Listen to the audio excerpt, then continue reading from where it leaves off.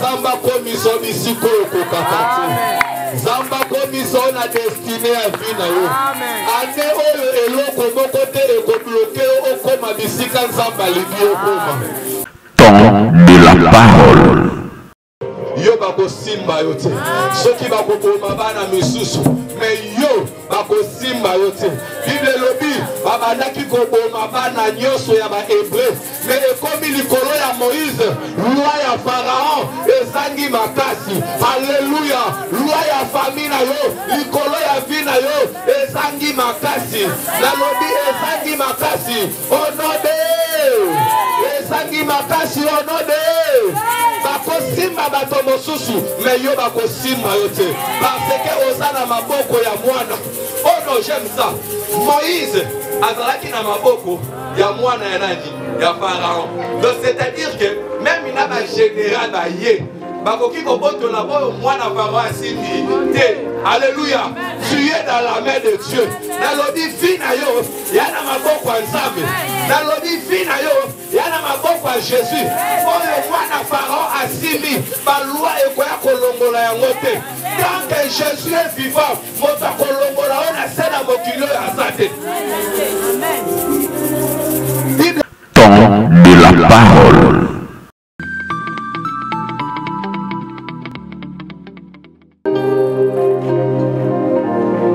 Avant de tout commencer, nous allons pendant quelques minutes, puisque c'est lui qui est le maître des temps et des circonstances.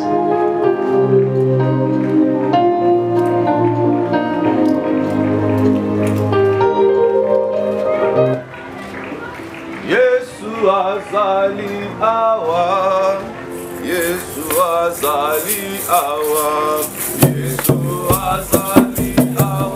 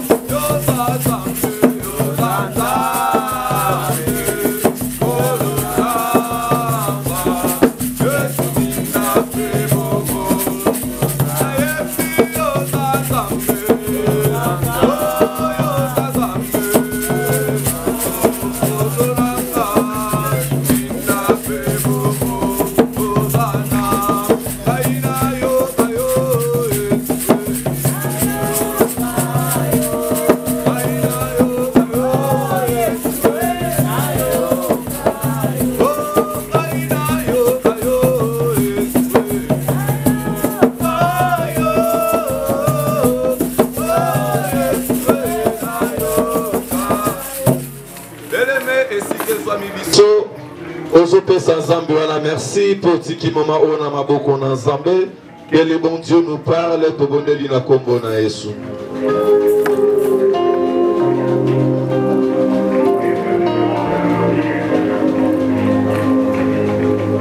Par les noms puissants glorieux de Jésus, le roi des rois, le Dieu d'Israël, que ton nom soit loué, que la gloire et l'honneur te reviennent.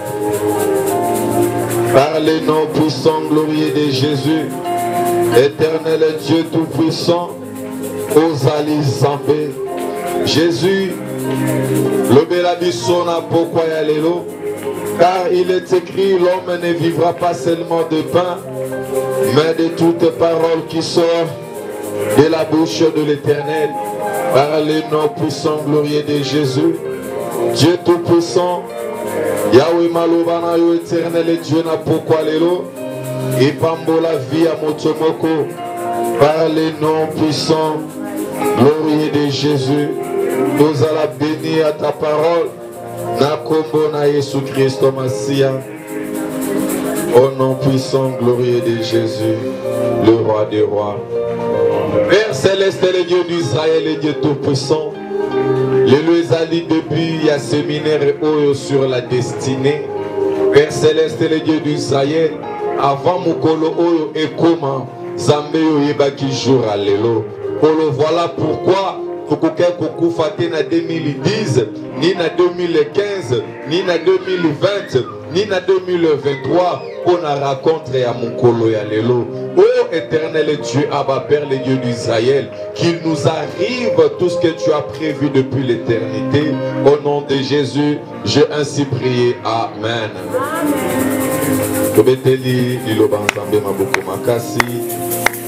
Et bien aimé dans le Seigneur, na pourquoi Lelo, na commission Zambé, pour ce début, où Ezala qui vraiment très bien préparé par la prière, par des jeûnes, par des offrandes, pour l'honneur de notre Seigneur Jésus-Christ. Na Pessi Zambé, on a merci pour la présence na pourquoi Lelo, et na Pessi Zambé, on a merci pour na yon de frères, de sœurs. Oh, yeba qui bien aimé dans le Seigneur, Kotambouissa, vous allez message, oh yo, il y a bonne nouvelle de la part de notre Seigneur Jésus-Christ. Et bien aimé, ce soir, nous allons faire l'introduction. Il y a thème oh yo sur la destinée. Et alors la destinée c'est quoi? Puisque ce soir, mes très bien aimés dans le Seigneur, je voudrais parler de ces sujets très importants concernant notre vie sur la terre, la destinée de l'homme sur la terre. Et bien en savoir que la destinée, c'est l'intention originelle et originale de Dieu pour une personne. La destinée, c'est ce qui doit arriver. C'est ce qu'on doit être. C'est là où on doit arriver, mais on n'y est pas encore. La destinée. La destinée, c'est aussi le futur. La destinée est l'indi Kolobape, lobby. Lobby, le futur. Le futur. L'objectif sonne par son créateur. La destinée, c'est encore une fin, espérance. Ezali soukaya elikia, soukaya kolikia. Il y a espoir moko mutoaza nango na makambo oyo nanu amonité. La destinée, c'est le programme de Dieu sur l'homme. Ezali mabongisi ya Nzambe likolo na mutu. Oyo Nzambe a préparé. Oyo Nzambe abongisi pona mutu. Nous allons le voir dans le livre de Genèse. Nzambe akeli mokili. Oezala qui informe, Oezala qui vide. Dieu a donné la forme à la terre. Mutu akoma na esikawana. Amen, amen. Amen. Amen, hein? Amen. Dieu a trouvé la terre qui était informe et vide. Esika oyo Nzambe azolinga akoma na yo. ezali esika oyo Nzambe ye moko déjà a préparé à ici. Dieu ne peut pas t'amener na esika moko boyo oyo ezali inachevé. Dieu ne peut pas t'amener à un endroit et après au tikala oyo ezali tolobaka na lingala perdu obungisami. Non, il ne peut jamais t'amener. Dieu ntango alongoli peuple na Israël na kati na Égypte azomema bango na destinée à Canaan, c'est-à-dire que la Bible nous dit dans le Canaan là où coule le lait et le miel. C'est-à-dire que tout a été déjà fait.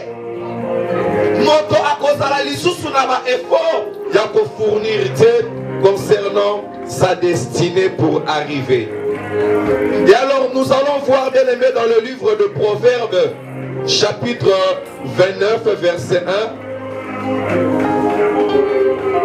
Proverbes, chapitre 29, verset 1. Proverbe 19, et pardon s'il vous plaît, Jérémie 29, verset 1.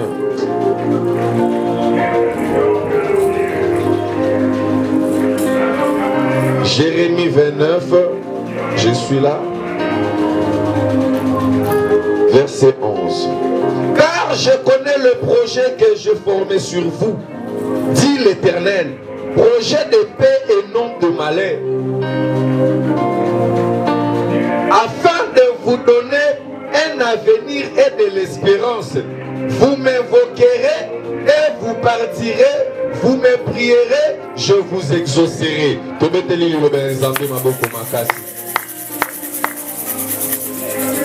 Bien-aimé, ezali moko yaba passage biblique oyo esika totire oyo ezali teme na biso.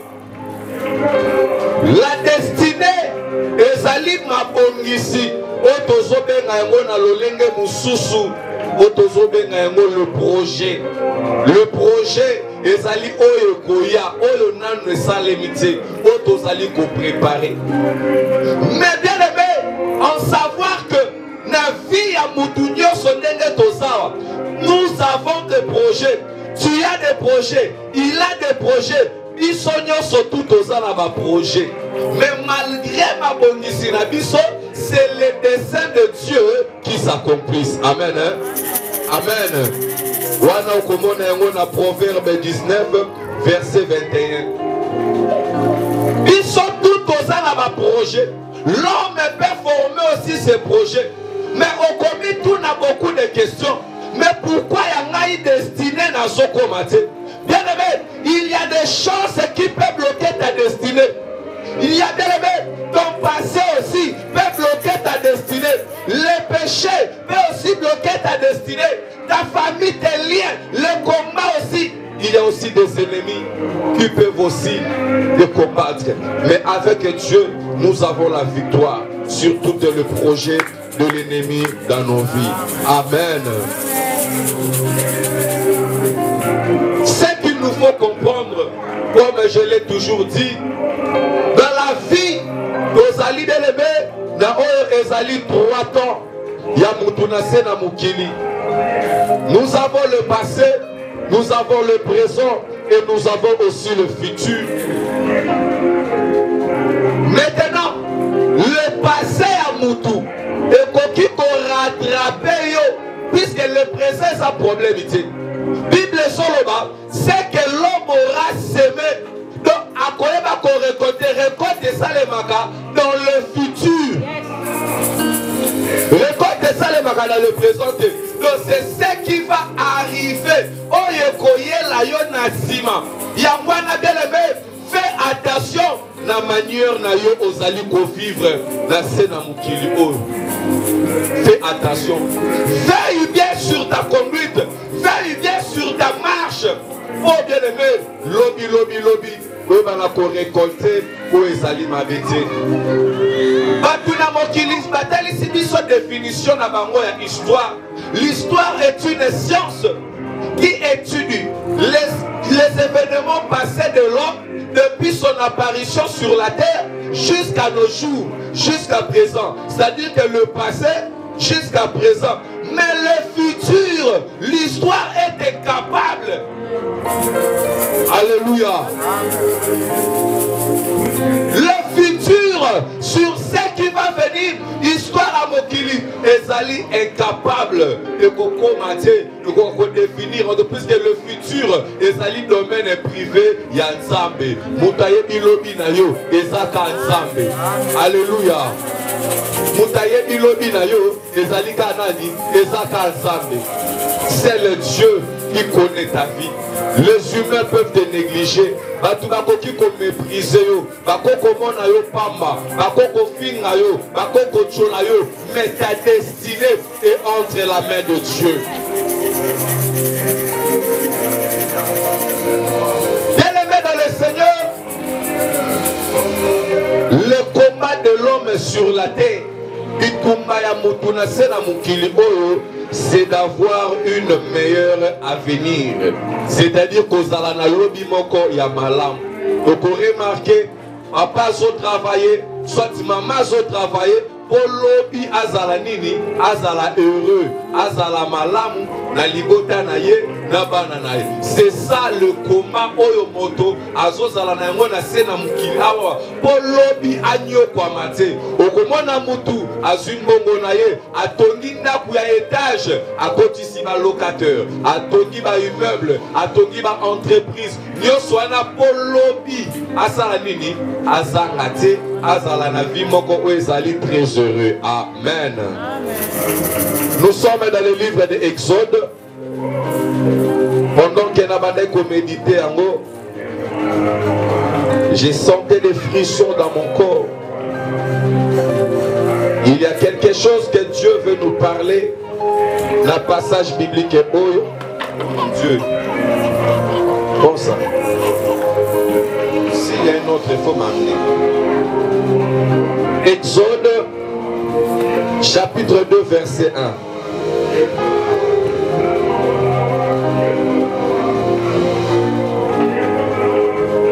Exode chapitre 2 verset 1. Merci, merci mon frère. Je lis la parole de Dieu au nom de Jésus. Un homme de la maison de Lévi avait pris pour femme une fille de Lévi.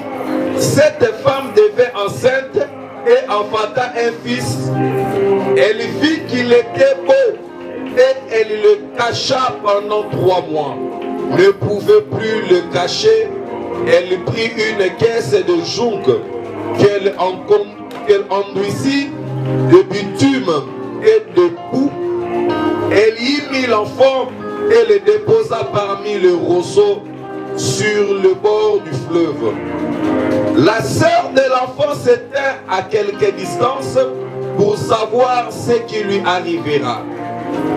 La fille de Pharaon descendit au fleuve pour se baigner et ses compagnons se promenaient le long du fleuve.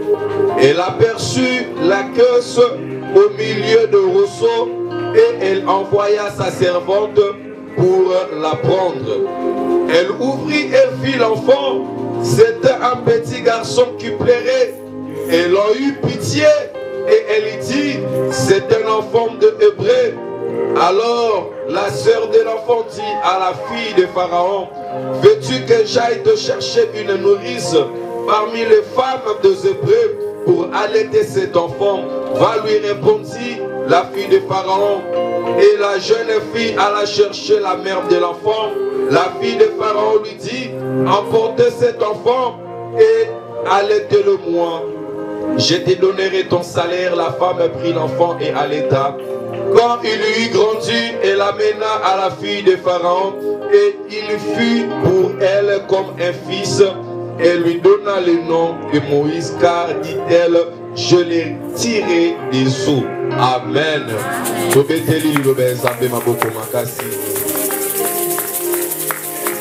La nature ne vous enseigne elle-même pas. Même moi, si pas quoi dans la balibala, il il y a une procédure. On commence premièrement par la prédente et après, vous allez acheminer, vous allez commencer jusqu'à atteindre la grandeur, la hauteur. Même notre Seigneur Jésus, Azala qui est destiné pour le royaume de Dieu, il a commencé par la croix. Alléluia. Ne méprisez pas la croix. Comment on a écoulé sous naïo de ne me pas citer. Comment on a repé ma dette. Jésus a accepté ton problème avec toi. Pour la cocotte dans le chemin destiné naïo. Et Seigneur, il a accepté les conditions où nous allons vivre actuellement. Accepte les conditions que tu es en train de vivre actuellement. Puisque yo tene muto sengi nzambe o vivre na condition wana. Mais c'est Dieu ne a dit yo o vivre na kati na condition wana. Alléluia. Eh, na demande na zawa. Na mona randeti nzamba yeba kite pourquoi takinga na Congo. Non. Alléluia. Alléluia. Tu ne sais pas les plans de Dieu sur ta vie. Ton problème est premièrement d'accepter de le mettre David comme à mon conduit. La première des choses, il n'avait pas méprisé et dit à papa naye. Il accepte. Il accepte. À quel côté j'accepte. Peut-être qu'on na destinée na yo. Puisque tu ne comprends pas. Même ma tope va comprendre que mais oh, nous allons la destinée na yo. La Bible nous dit il y avait un homme na kati na famille à Lévi. Oyo wapi azwaki mwasi. Na moment oyo roi Pharaon en époque oyo atomboka ki makasi apesa ki mitindo ya koboma ba première né ya koboma bana nyonso tu ya liboso.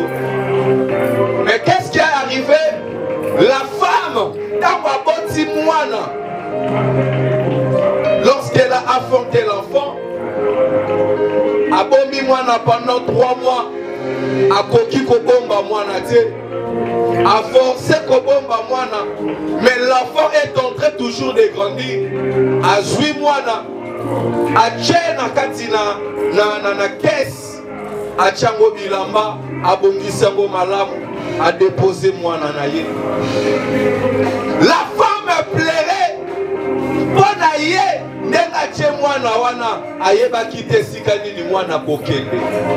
Mais elle a déposé l'enfant na kati na fleuve. À Solela, l'enfant est en train de partir. Alléluia. L'enfant Moïse à l'intérieur a bandi kokende. Moïse a bandi kokende. Et arrive quelque part. La Bible nous dit il y avait la fille de Pharaon. Pendant que Moïse a sokende, nakati na mai. Oh bien aimé, mai et kokaki comme la Moïse était. Parce que la destinée de Moïse, et qui peut être un jour, afin de libérer le peuple d'Israël. Bible solo balabiso, puisque Dieu était avec l'enfant Moïse, même Maï, et quelqu'un comme la Moïse était. Parce que Nakatina Maï, l'Esprit de Dieu était là, Nakatina Maï. Alléluia. Dieu est avec toi. Maï est comme la yote. Biabe a comme la yote. Bible solo balabiso nini. Namukanda na Psaume chapitre. Namukanda na Esaïe s'il vous plaît. Tozu mukanda na Esaïe.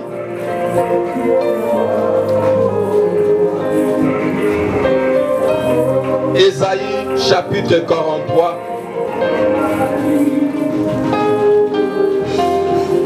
Esaïe chapitre 43. Moïse n'a qu'à dinamai. Il y a des paroles qui ont été prononcées. 43, verset 2. La Bible nous dit, si tu traverses les eaux, je serai avec toi. Et le fleuve, il ne te submergera point. Si tu marches dans le feu, tu ne te brûleras pas. Et la flamme ne t'embrassera pas. Car je suis Éternel ton Dieu, le Saint d'Israël, ton Sauveur. L'Éthiopie et Saba à ta place. Alléluia.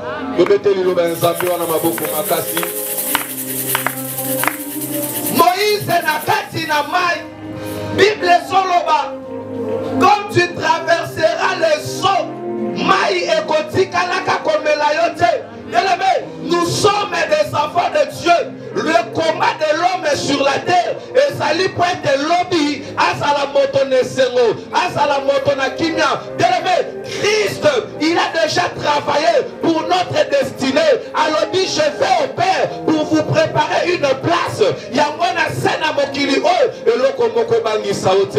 Les diables ne te submergeront pas. Oko passer l'icolo na moto. Même moto. Et kotika la rosi qui saote. Parce que l'Éternel Dieu est avec toi. Donc, bien aimé, la mission que Dieu a programmée sur ta vie, tu ne mourras pas, tu vivras et tu accompliras les œuvres de l'Éternel. Namukanda la psaume, David Azolo Barabiso, concernant le traversé, Yamaï à Moïse, Alobi Nabiso, Alobi, dans le livre de Psaumes, chapitre 23, verset 4.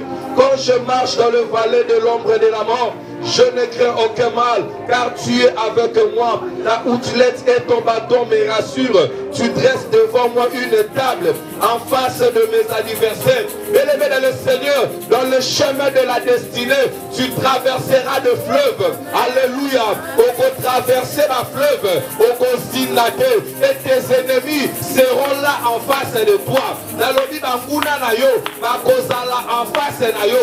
Ane oyo, tokotala bango face à face. Ba oyo ba luka ba bomayo, mbula oyo, tokozala na bango face à face.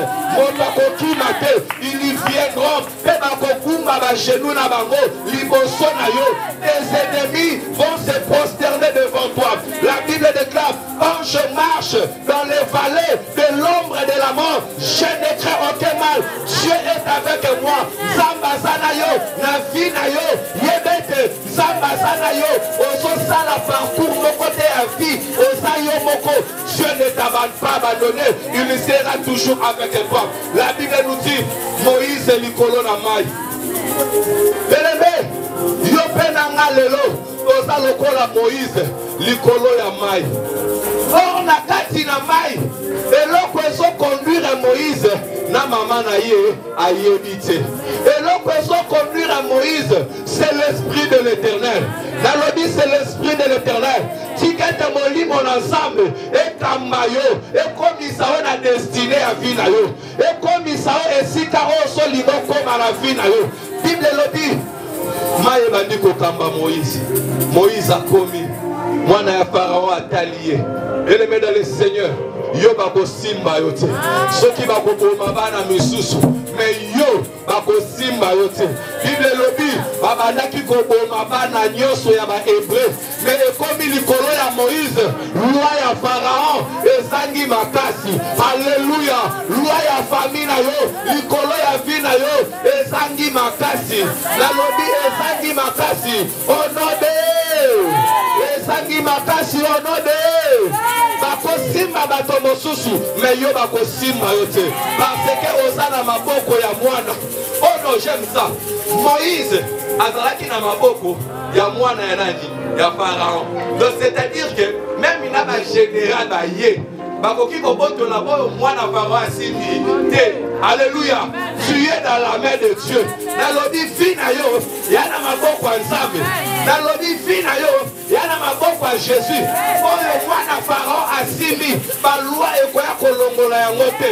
Tant que Jésus est vivant, moto kolongola ona sena mokilo ya zate.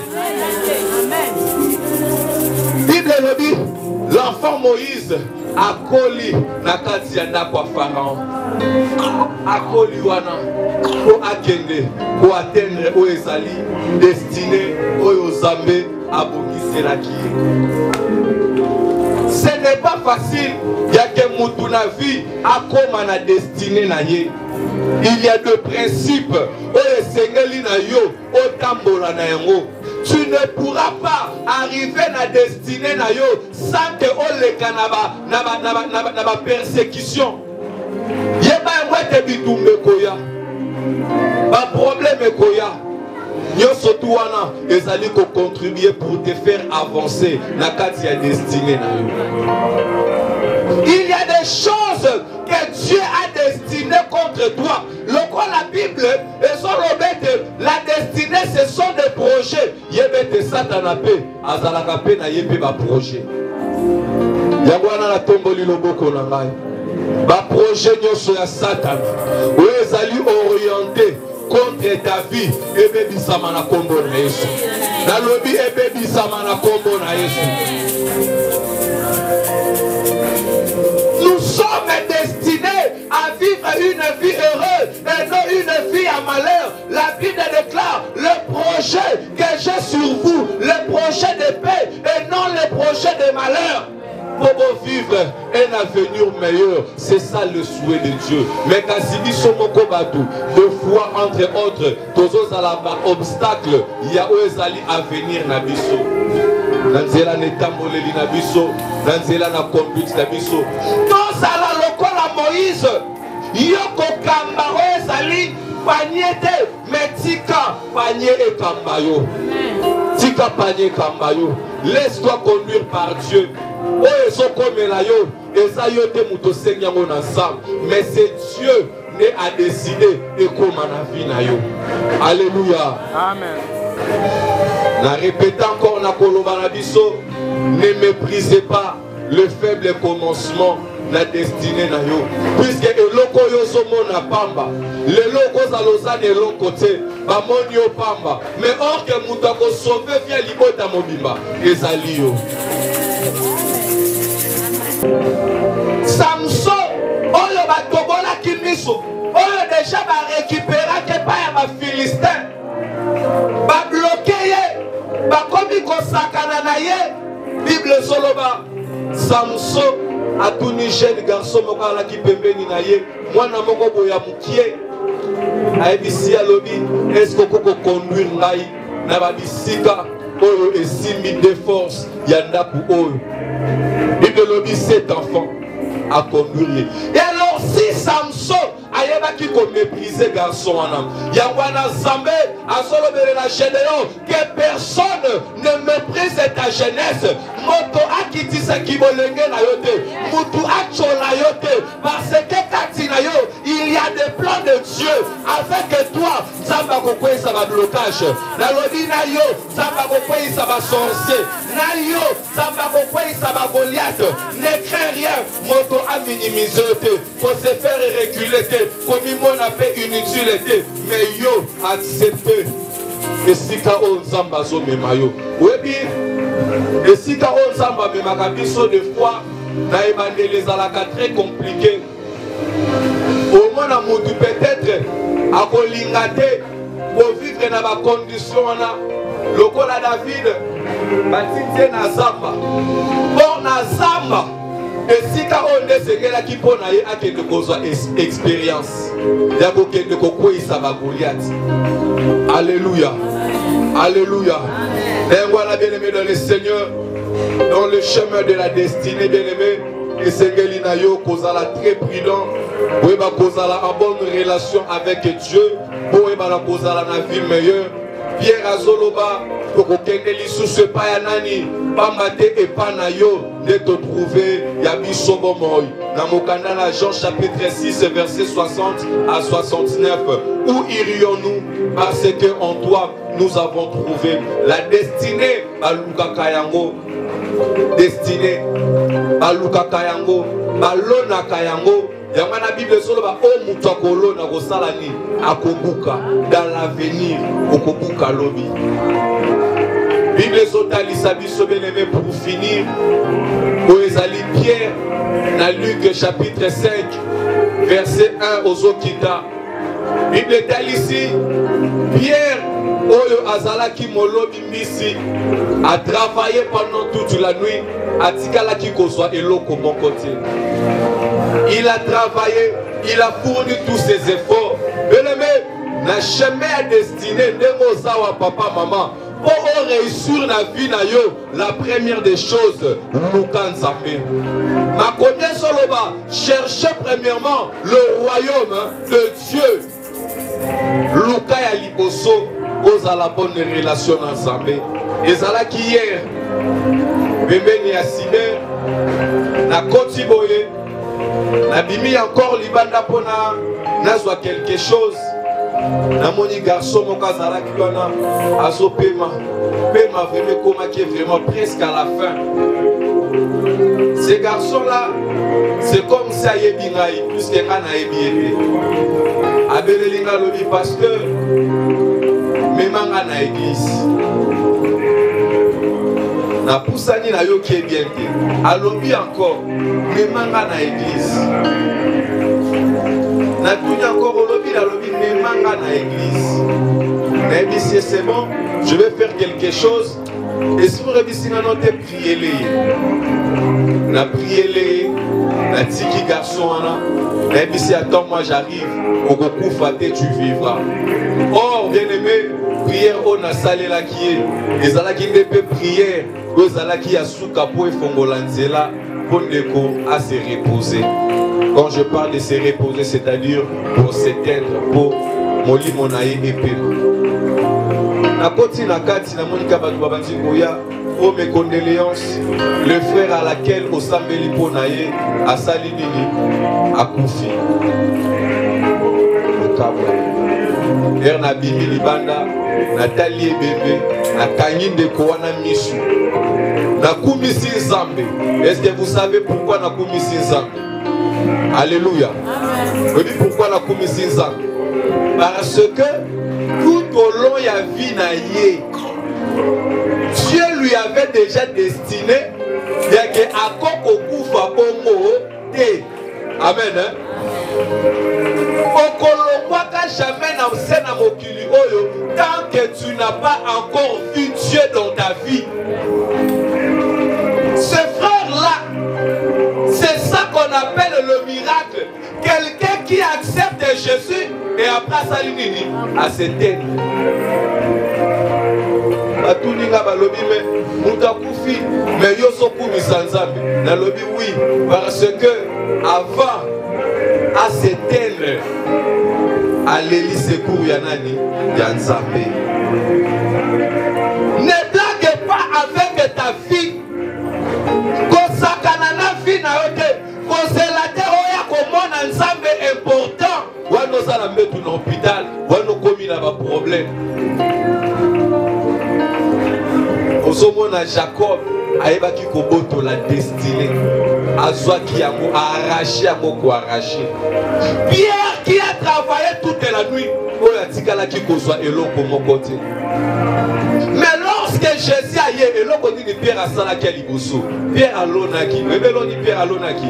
Azui boatu na ye, asali nini, apesi yango Jésus. Boatu wana ekomi au service ya Jésus.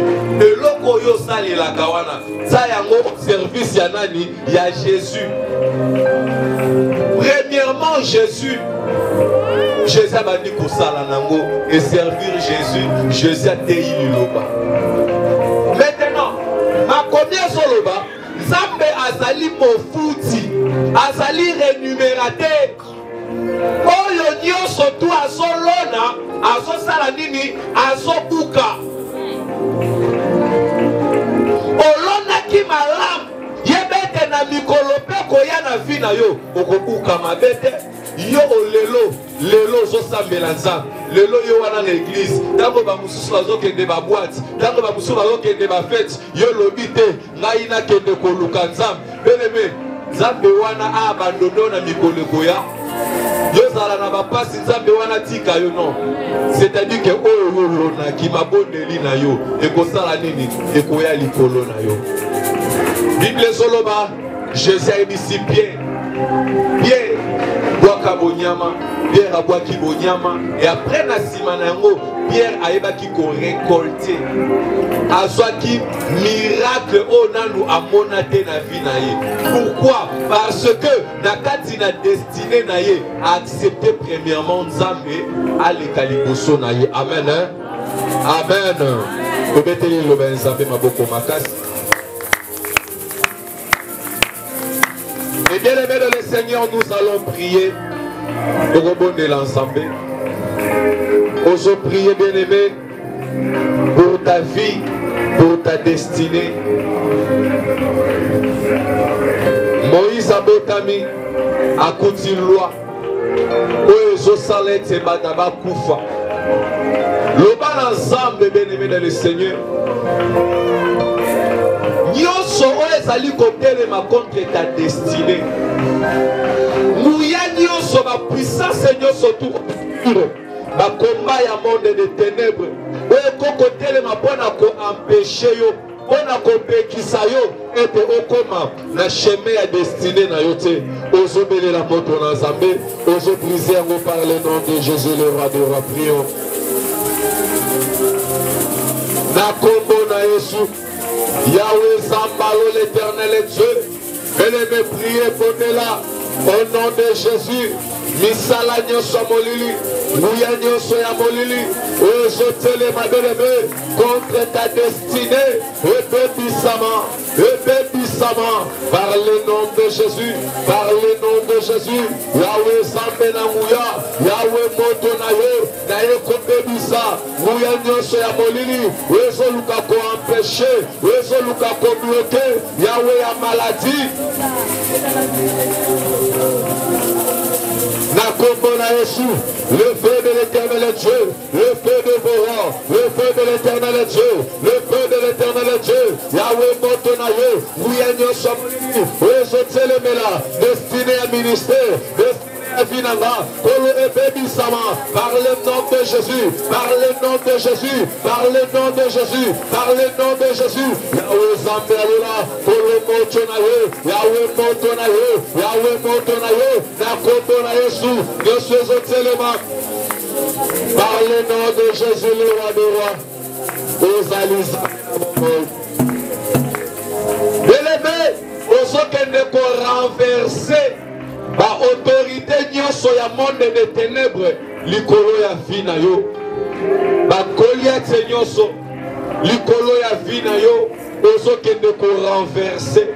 Ezali ba Jéricho nyonso, ezali lokola blocage, ezali lokola pauvreté, ezali lokola célibat, ezali stérilité, ezali ko bloquer esengo na vie na yo. Bien-aimé, ezali sa maladie, ozokende ko renverser yango, tobondeli par le nom de Jésus le roi des rois. Na kombo na Yesu Christ Masia, le roi des rois, le Dieu tout-puissant, Yahweh Zambe Namouya, par le nom de Jésus, par le nom de Jésus, par le nom de Jésus, Yahweh Zambe Nama, Kolo Moto na yo, Yahweh Moto na yo, Ebanda ko briser, na eko renverser, autorité nyonso, ya monde de ténèbres, Yahweh likola momo inanga, likola libota nanga, Yahweh Zambe, ebebisama, par le nom de Jésus, par le nom de Jésus, par le nom de Jésus, le feu dévorant, le feu de l'éternel Dieu, Yahweh Zambe nanga, Kolo moto na yo, Yahweh moto na yo, Yahweh moto na yo, moto na Zambe, par le nom de Jésus, na eko renverser, nyonso ya liwa, nyonso ya maladie, nyonso ya molili, na kombo na Yesu Christ Masia, au nom de Jésus.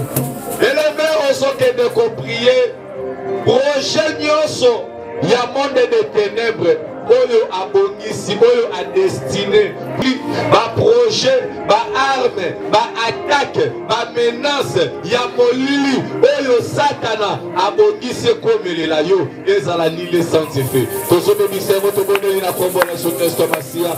Prions au nom de Jésus, prions. Par le nom de Jésus, par le nom de Jésus, par le nom de Jésus, par le nom de Jésus, par le nom de Jésus, par le nom de Jésus, Yahweh moto, Yahweh moto, Yahweh moto, Yahweh moto, projet nyonso, ya monde de ténèbres, ezali destiné contre Vinanga, contre Libotalanga, contre peuple na yo, ezala brisé, projet nyonso, ya molili, oyo telebi, contre Libota, contre Bana, Yahweh moto, le feu de l'éternel,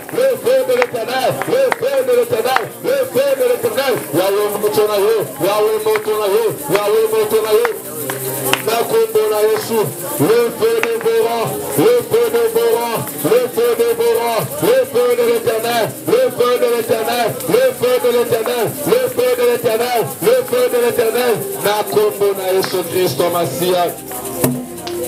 Bien-aimé, au sommet na Daniel, na kati ya libulu ya bakosi, bakokaki kolia batu mususu, me kasi ye bakoki kolia ete po azali destiné te balion balia ye. Meshaki, Shadraki, Abednego na libulu ya moto na fournaise ardeur, Bible soloba moto kokaki kozikisa bango te po ezali destiné na bango te. Ozokende ko déclarer likolo bomoi na yo, je ne suis pas destiné ya kokufa liwa ya maboko ya bato. Je ne suis pas destiné ya kosouffrir. Nazali destiné te ya kokelela, ya kobela, fini la maladie. Ozobondela déclarer likolo ya vie na yo na kombo na Yesu. Obota maboko faliwa maboko ya batute. Même bachelio ba poison et kozala nile sans effet. Par le nom de Jésus. Par le nom de Jésus. Éternel Dieu Abba, le Dieu d'Israël, le Dieu tout-puissant. Zambenanga, le Dieu d'Israël, cette église ezali destinée pour que de koufaté, pour que de kozala humilié, mais ezali destinée pour la gloire na yo. Yahweh banananga, baleki nanga, libota na yo, ezali destinée pour que de konyo kwa mate. Yahweh zambenanga, yolobi na libota na yo, basini koma bazala kate, yolobi na libota na yo, basterile bakozala te. Yolobi sambe, bakoka bazala kate, Yahweh zambenanga, kolo zambenanguya. Nous sommes destinés à vivre le bonheur, à témoigner le merveille de Dieu, à témoigner la grandeur de Dieu, à témoigner la bonté de Dieu par le nom puissant glorieux de Jésus. Azali zambenabomon. Bien-aimé, osoke de prier sujet à Souka. Destiné na yo, c'est-à-dire que lobi na yo, ozoti kango na maboko ya Nzambe. Loba la Nzambe akamba yo, nenga kamba ki Moïse, Nzambe wana ya lola akamba yo, toboneli na kombo na Yesu. Destiné na yo na maboko ya Nzambe. Par le nom de Jésus. Destiné na yo na maboko ya Nzambe. Que le bon Dieu, oh Jésus, le balanzamba sungayo, okoma na esika oye alingo koma. Le balanzamba sungayo, okoma bisika oye Nzambe alingi okoma. Zamba komisayo na destiné. Zamba komisayo na destiné. Le balanzambe na mayele na ngamoko na kokite. Éternel Dieu, sunga biso Nzambe, sunga ministère o. Ekoma na destiné, ekoma na esika, oh le bongisi, Yahweh tokoma esika yango, par le nom de Jésus, le roi des rois, le Dieu d'Israël, la kombo na Yesu, au nom puissant glorieux de Jésus, nous avons ainsi prié. Amen. Amen. Tobeteli Nzambe maboko makasi, tobeteli Nzambe maboko, par le nom de Jésus. Et ma boucle comme on a eu le matin.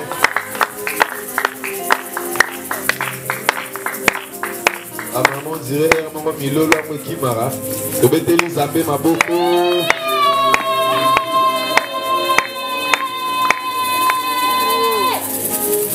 Alléluia. Alléluia. Amen. Si quelqu'un zamba comme ils sont ici, Zamba komiso na destiné à vie na yo. Ane oyo eloko moko te ekobloke okoma bisika Nzamba libi okoma. Par le nom de Jésus loba amen. Amen. Remettez encore une fois ma boko sika tozali. Bien-aimés dans le Seigneur, nos yeux ezali ba offrande na biso. Nous voulons bien aimer donner à Dieu. Ezali notre offrande. Temps de la parole.